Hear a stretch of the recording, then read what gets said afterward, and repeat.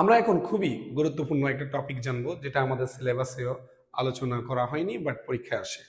টপিকটির নাম হচ্ছে অবস্থান্তর মৌল।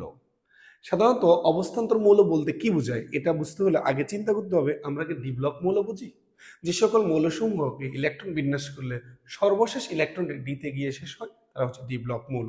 যেমন এই মৌলটা হচ্ছে আয়রন, খেয়াল করি তার ইলেকট্রন 26টি, তার সর্বশেষ 26তম ইলেকট্রনটি 3D-তে গিয়ে শেষ হয়, তাই এই আয়রন একটি ডি ব্লকের মৌল।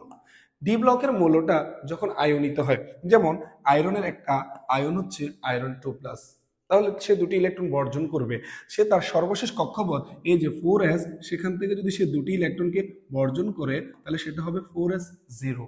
এবং সে যখন বর্জন করলো তখন তার এই যে ডি অরবিটালটাতে ইলেকট্রন কয়টা? 6টা।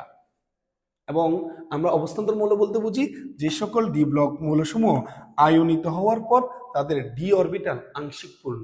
এখন একটা কথা বুঝতে হবে, আংশিক বলতে স্যার কি বুঝাচ্ছেন? দেখো, সাধারণত আমরা যদি ডি অরবিটালকে বলি 0 অপূর্ণ এবং ডি10 যদি বলি পূর্ণ, তাহলে 1 থেকে 9 হচ্ছে আংশিক পূর্ণ।